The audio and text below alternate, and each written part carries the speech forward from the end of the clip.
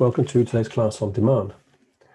What we're going to look at in this lesson is or try to understand this lesson is our willingness to pay for goods and services and basically how prices are set. Now, a couple of main topics that we need to think about here are why is it that we pay for products and services? What is the, let's say, the motivation behind that?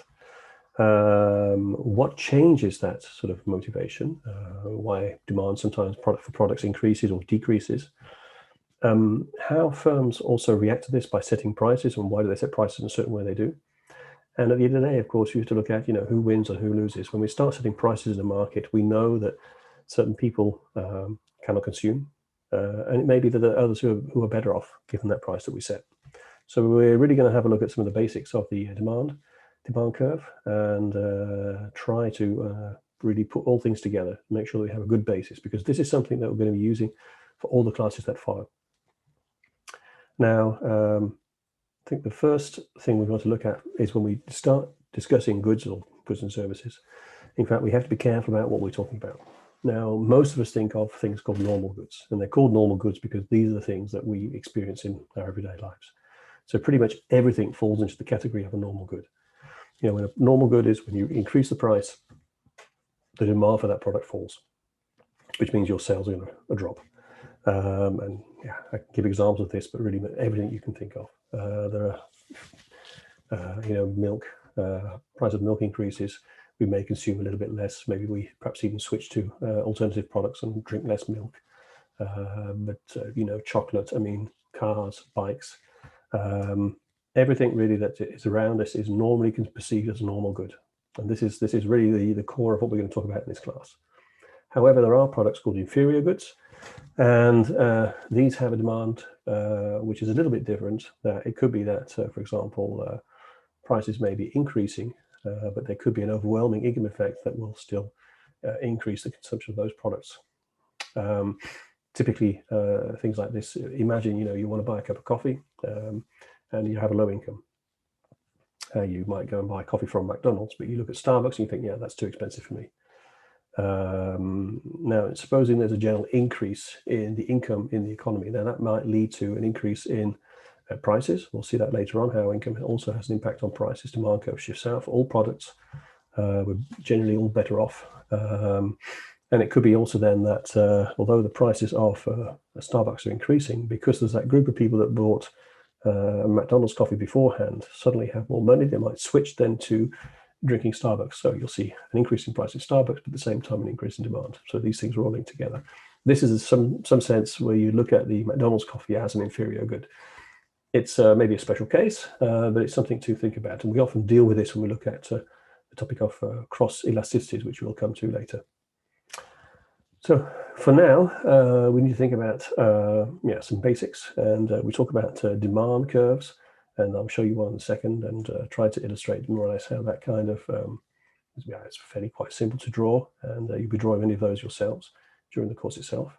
And also the law of demand. Now, the demand curve itself, of course, is simply showing a relationship between demand and the quantity sold. And we'll see that in a second. And the law of demand tells us that basically, as price is increasing, demand is falling, or as price falls, demand for that product increases. So this is the basics that we have.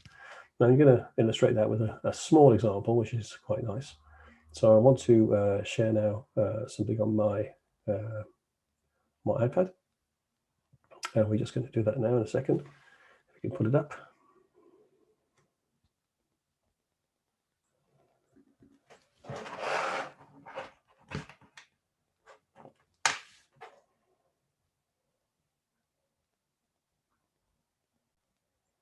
So here we are now looking at the iPad screen. I hope you can see that in front of you. And first what I'm going to do is assume, we'll just draw a very simple axis here. Now this nice vertical axis is called the price, and the one on the horizontal axis is called the quantity. And it means quantity demanded. So it's sales, basically, if you want to have it in simpler terms. Now, imagine we have a nice cup of coffee. I'm not saying whether it's McDonald's or Starbucks, but just a nice cup of coffee. We have no price costs associated with this. So we're just looking at the product itself and whether we want to consume it. And I would ask people in the class normally, would you like to buy this cup of coffee? And I'd say, okay, we'll start at a price, let's say €1. And I ask how many want to buy it. And then, of course, if you drink coffee, you might be prepared to pay that. Let's just say that for now, we have 5 people in the class, and 5 people are willing to pay €1 for that cup of coffee. So I'll simply write down here 1 for €1. Price here is in euros, and simply draw a line across. And it's very simple here. And that means that we have made 5 sales of this product for €1. What's our profit here? We have no costs. So in this case, our total revenue, and let me just write that down, total revenue is in fact simply equal to the price times the quantity. Yeah, a little bit of maths, but it's quite basic. And in this case here, we know it's 1 times 5, which is simply equal to 5. And it's total revenue. We have which is also equal to our profit, because there is no cost involved. Now, the question is, can we do better? So let's increase the price. So I'm going to put the price up to 2 and simply draw a line across. Now I'm going to assume here that 1 person drops out to make life easy for myself. And normally in the classroom, of course, when we do this, a few people drop out at €2, but still we can go to higher levels. And you can see now, of course, I have a price of 2 and I can sell 4, which means I have a total revenue or profit of 8. I can keep on going like this. I can put the price at 3 and we see what happens then. So we go somebody else drops out of the market. I can put the price in at 4 and we can have 5. Let's say that we have 1 person dropping out every time we raise the price. Now this is a very basic example, but you can imagine in markets, if I was to ask the group here €5, some of you might start to think that's a little bit expensive. I mean, Starbucks for €4 or something like this. Price could go up to €8. I've had people in class saying they were willing to spend 10, 11 euros on a cup of coffee. And for some of you might find that expensive and say, that's too much for me. So just keep in mind that, we raise the price, we're always going to find that the demand for that product is going to be shrinking in some way. And it can go quickly, it can go slowly. If we have a bunch of university students here, they would probably find a price of €5 far too high, and they might even drop out, all of them at the level of €2. It depends a little bit. But we're going to look at the reasons behind that in a second. Now, when you look at this diagram here, I think it's fairly easy to see that if the firm wants to make a lot of money, or as much money as it can, the price it should choose is 3. And the reason, if it chooses a price of 3, it's going to sell 3. And if we have P times Q, then it's simply 3 times 3. And we have a profit of 9. Okay, so just indicate that there. And now we have a profit of 9. That's about the highest we can make here in this diagram. Okay, so very basic. Let's go back to our slides now, since we've seen the basics now of how we build up the demand curve. And we go back to looking at a somewhat neater diagram that I've drawn here. And what we see here in this diagram is exactly the same thing, but a little bit neater.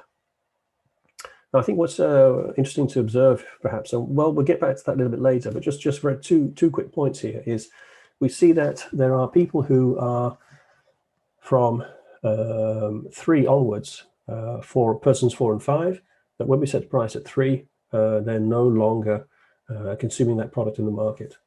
And there are also people at 4 and 5, in terms of the price of 4 and 5, so this is persons 1 and 2, who actually are benefiting more. They actually are paying less than they're actually willing to pay in the first place. And this is a little bit to do with what we call reservation price. This means that all of us have a price that we're prepared to pay for any kind of product. And of course, we always always would like it if we can get the price lower. It's not a subconscious way. It could be when you go into negotiation, if you want to buy something on Marktplaats and you start bidding for something, or eBay or something like this, and you start to bid for a product, then of course you have reservation price, which is the top price you pay for anything that you're looking at in these auctions. It's a little bit the same when you go shopping, and you might have a choice of certain supermarkets where you say, that one's just too expensive for me. I'd rather go somewhere else.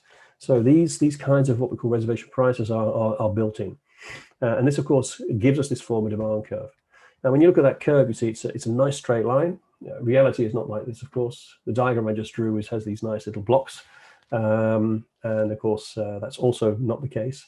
5 people, what we do normally, of course, is we look at thousands. If you look at the coffee consumption, it could even be up to millions. So in some sense, what you would imagine is that all these people have their, like say, their reservation prices, the prices that they're prepared to, maximum price they're prepared to pay for whatever that product is. And because we have so many of them, all those little blocks get closer and closer together, and it gives us the impression that line is a straight line or a smooth line. Straight, of course not. But what is important, and this is from the law of demand, is that this line is downward sloping. So for us, that's also very important. We're not really interested whether it's straight or not. I think in classroom we draw straight lines because they're easy and it allows us to calculate things very easily as well. But reality we know is quite different to that. But it doesn't really make much difference as long as we have this rather smooth curve going from one consumer to the next.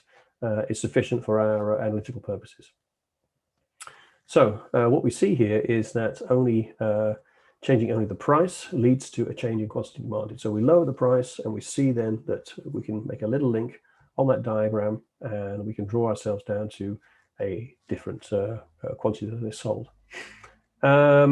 But of course, what we have to remember is that this line that we've drawn down can also be moved backwards and forwards. Now we'll see this here is if we look at these 2 points A and B, these are just 2 prices that we have on the curve. If demand is increasing, all of a sudden we see for those same prices, we're going to be selling different amounts of the same product. So, there are forces which are pushing our demand curve out, and there are also forces which are pushing the demand curve back. As you can see on D2, you can see the demand curve there actually has sort of twisted a little bit, and it's a little bit steeper than the other one. So, what's going on here? Why is it that the demand might move backwards and forwards, and what is it that leads it then to twist a little bit in its shape? And I'm going to show you that in a few minutes. But first of all, let's think about this. This is the what we call an increase in demand. We see here in the diagram now that the demand curve is simply going to move up. And I have another curve here. It's called the supply curve. Now, we're not really going to talk too much about supply today. This is for the next session. But supply essentially tells us that it's a line of which the product is going to be put on the market. And it's always increasing, as we'll see. And this means then that means that the producers are putting products into the market, which we are then consuming. And this fixes then our prices. It's closely related to costs, of course, and say the cost discussion is one that's coming up in the next in one of the next videos. But for now, all we think about really is that the demand curve is moving out to the right-hand side for some reason. Again, we will discuss that in a second.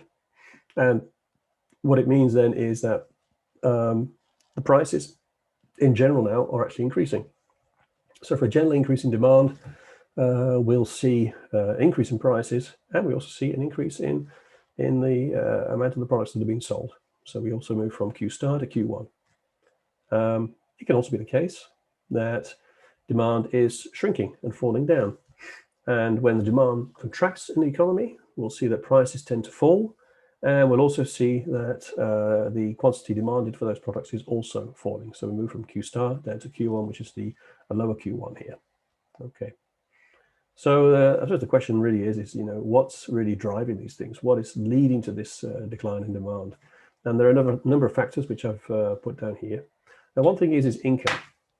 So basically, when income is increasing, it leads then just to be, we have more money in our pockets.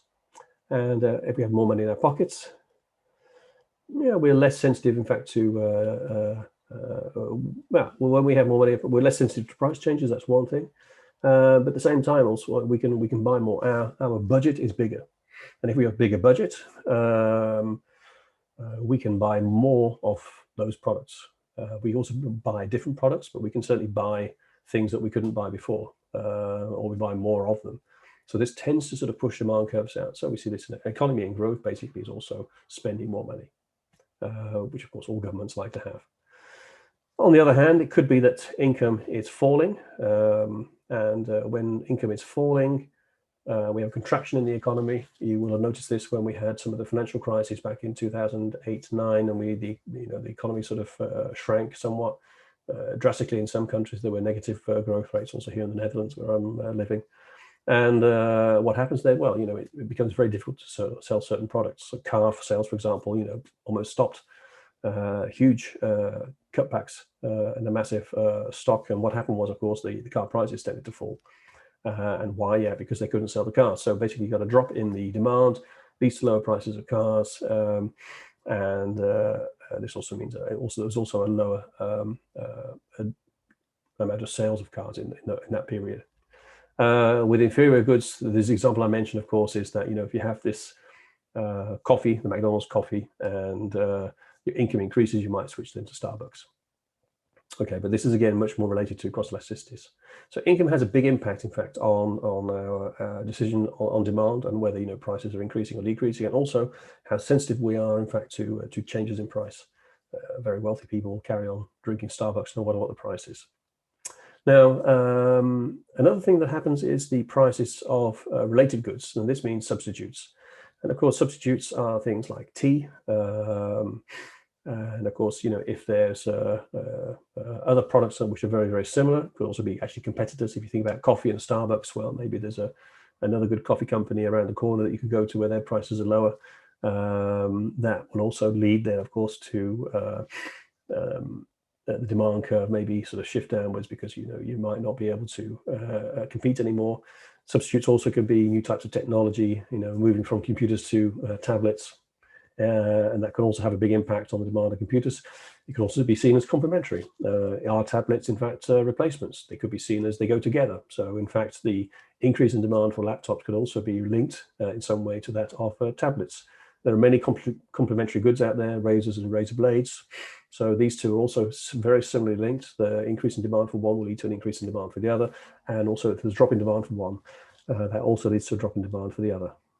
Advertising and consumer tastes. Now, advertising, obviously, I know that many of you in the industry of advertising, the idea, of course, is to excite consumers about certain products. And what it will do, in fact, is perhaps also create a new demand for products. Consumers become aware of new products existing, and it also can change their ideas about those products. And this is to do with tastes. And the thing is that consumers may not have necessarily the taste for something, but once they become a fan of a certain type of product, then they're willing to pay more for it. I think Apple has done an excellent job as a computer company in creating fans. They've kind of educated both consumers of Macs to pay high, to love them, idolize them, and they pay high prices for that. Is that wrong? Yeah, this is just how it is. No, I think this is just part of business. But advertising can have an impact on taste, and tastes are also at the core of our ability, or our desire. Let's say more our desire. Ability is to do with income. Desire is really to do with tastes. To spend a lot of money on something. If you look at coffee, if you really like coffee, then but your income is low, maybe you're still prepared to spend more of your budget on expensive coffee, because that for you is very important. So there are all things that we like. Some people don't care too much about what they drink in terms of coffee, but there are those that really, really love it, and they'll pay more for it. And this is for all products. And so, of course, preferences, as this is what we call it in economics. We talk more about consumer preferences, but tastes also have a huge impact on the demand curve, and also what our reservation price is. So we'll tend to find that people with high reservation prices for coffee, for example, are those that either have a big income or simply love coffee, and they're prepared to spend more of their income on that. The final area when we're looking at the effect on demand is to do with demographics. And here I put in, population increases or decreases. More people in the economy, in general, more people can consume. This can push out demand. And if your population is falling, yeah, obviously, it means that your demand for certain products might be decreasing. There's probably more than this as well. And I think it's all good for yourselves to reflect on your industry and to think about, what it is that pushes your demand out or what squeezes your demand. And I think we all have a good feeling for that. Now, moving on from that, we need to think about a topic called the elasticity of demand. And this is where things maybe get maybe a little bit more complicated. I don't know. But elasticity of demand is an important concept for understanding, what happens when we change prices. Now, basically, it means is that when we look at price elasticity, this is the key one, price elasticity. It means that when there's a change in, or a percentage change in the quantity demanded, there will also be a percentage change in the price. So, if we have a 2% change in, or a 1% change in price, so price falls by 1%, what happens to the amount of sales? Do we increase sales by 2%, 3%, 4%, or 5%? And if we know that, then we have an idea on, what we can do with our products. Maybe our prices that we set are not the optimal price. And so is there a way then of managing our prices such that we can get more out of our consumers? And what I mean there, of course, is more money out of the consumers. So some quick examples on that is that basically if the demand for a good or service remains unchanged, even when the price changes, demand is said to be inelastic. So basically, when you change the price of a certain product, it doesn't have much impact on demand. Typically, for example, we know that alcohol, tobacco, these are products where, if the price increases of alcohol, consumers still carry on drinking. Tobacco is the same, still carry on smoking. Interesting enough, as a remark on this, is these are products which are very heavily taxed. And one of the reasons why they're taxed so heavily is not to stop us consuming these products, because it doesn't. They're taxed heavily because the government knows that people will still buy these products. And the government, of course, then makes a big income from collecting the taxes on these products itself. So it's not quite what you all think it is, which is where the government imposes the taxes simply to stop consumption. That's not the point. No, it's to make money. It's an indirect tax on those individuals. Elastic goods, on the other hand, are ones where if there's a slight price change, we'll see big swings, in fact, in demand. And typically, many products are like this. You might be surprised luxury items could be like this. One of the reasons for luxury items being elastic sometimes in demand, and not always, of course, because there are also strong branding issues around luxury products. But if you think about cars, maybe a BMW or something like this, it's if the price goes maybe too high, you might say, okay, well then I simply buy a cheaper car. There are plenty of substitutes around and I don't really need it.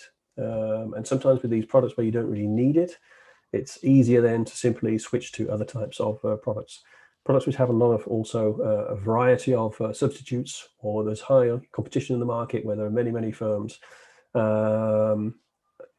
Vegetables, when you go to the supermarket, is there any difference from vegetables from one supermarket or the other? They're not normally branded anyway, and these tend to be very elastic types of products. So it's very easy for you to switch between one type of cucumber to the other. There's very little bit of branding involved, same with potatoes. So generally speaking, there's a whole range, a whole variety, and I'll show you some examples in a minute about how that looks like. When we look at the graphs, and here we go to the two demand curves here, we see elastic and inelastic. Now, the formula itself is a percentage change in quantity and percentage change in price. In a very straight line setting, which of course makes life easy for us to visualize. I think it's important to visualize things because we can play around with numbers, but seeing it, I think, sometimes makes it clearer. You can see here, for example, we have two changes in price. Now, P star was the equilibrium price for whatever product it was. We drop that price. Now, when it comes to elastic demand, we can see that we go from Q star to QE. Now, this means you can see here a big increase in demand is taking place. So, in sales is taking place. So, dropping the price leads to a large increase in sales.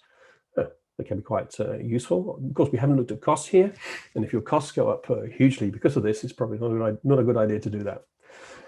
On the other hand, if we look at the inelastic demand curve, it could be for another type of product which is a similar price, and we drop its price, suddenly we see that the sales of that product are increasing, but not so much. So in fact, small drop in price leads to a small increase in the quantity that is sold. But on the other hand, if you think the other way around and you raise the price, you'll see then the quantity that will decrease will also be quite small. So with inelastic products, it's easier to increase those product prices than it is to decrease them. So you need to understand a little bit about the elasticity in order to determine your prices. Now, just to show you some simple mathematics, and you can see here on the screen, this is the formula, the percentage change in quantity over the percentage change in price. So it's always in terms of percentages. There's a horrible formula here. We often refer to it as E. And in general speaking, this one here, the top part here, means the percentage change in quantity, and this is the change in price. But generally speaking, when E is above 1, it's elastic, and when E is below 1, it's inelastic. Okay, and how is it affected? Well, by substitutes. If there are many substitutes out there, obviously it's easier to switch to other types of products, and that makes demand quite inelastic. If you have time, you always have more choices because you can look around and see, so that also leads to elastic demand. And if you have a large income, then you're also less sensitive, in fact, to if you have a low income, I should say, you're very sensitive to price changes, so you will probably look around a little bit more than if you have a high income. Then you're not so sensitive anymore.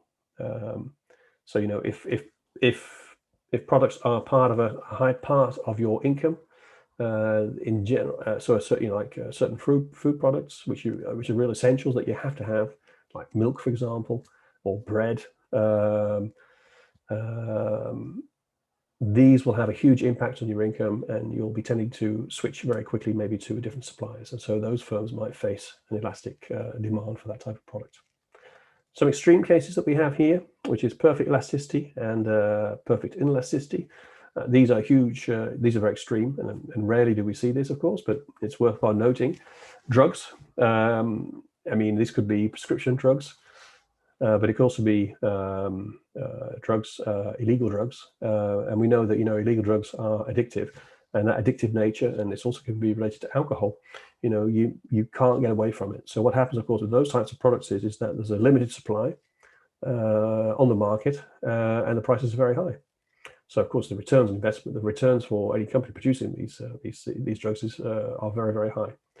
On the other hand, you have perfect elasticity, perfect elastic demand here, which is where it's very easy to switch between different types of products.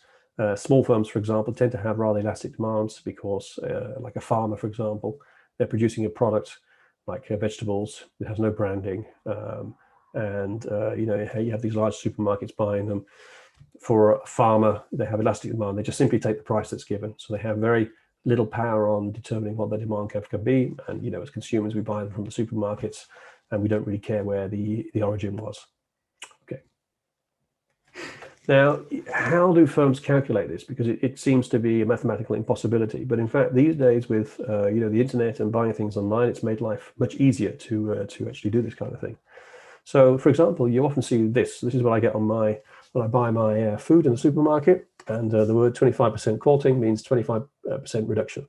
And I get these discounts every week when I buy stuff online. And what are the supermarkets doing? Are they sort of offering me a service? They're being kind to me? There are several reasons behind it. One is that they maybe have too many. They notice I buy apples. It could be that they have too many apples in stock and they want to get rid of them. And they know that I, as a consumer of apples, will probably buy those again this week if they have a lower price. And lo and behold, I often buy stuff which is in discount. So that helps them keep down their inventory, which is going to be expensive for big companies like the supermarkets, because they have, of course, so many different products there. That's one thing. It can also be to try to understand the price sensitivity. If you start dropping the price of certain products, you'll see that demand will change. And by having discounts all the time, it's not like saying this is a new price and every week your price is changing. What they do, in fact, is they're offering every week discounts. So it makes us feel that we're always better off.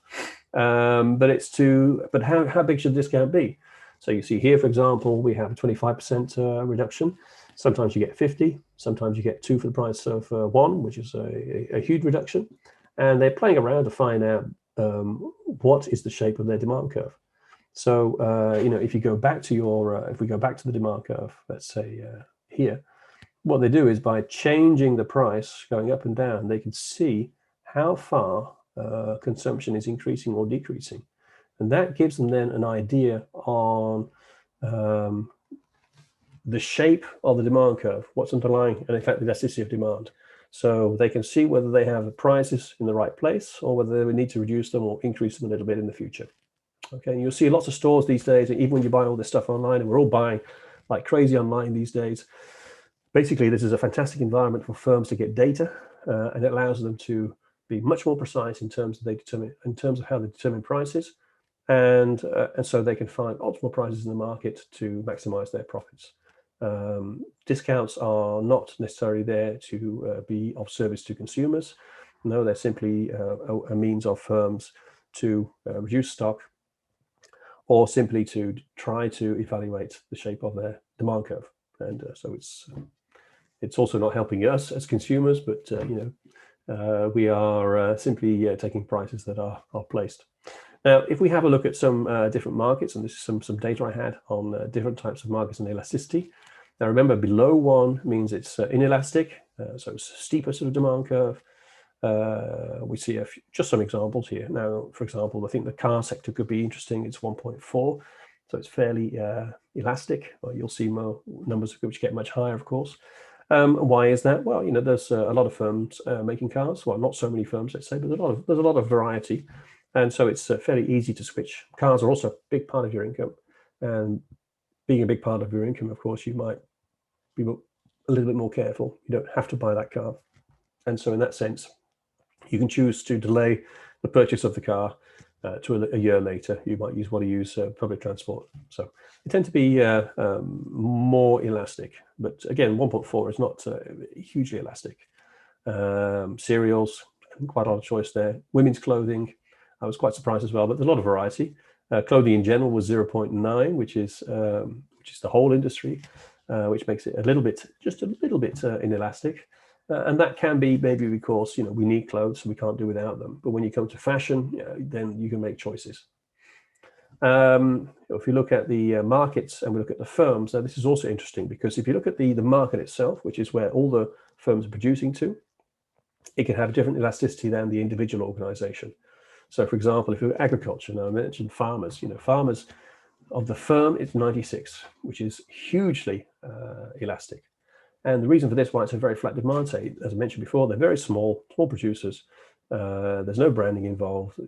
All their supply is bought up by the supermarkets and simply put in the supermarket, and you buy them. And potatoes you get from one supermarket or the other supermarket, I have no idea where they come from.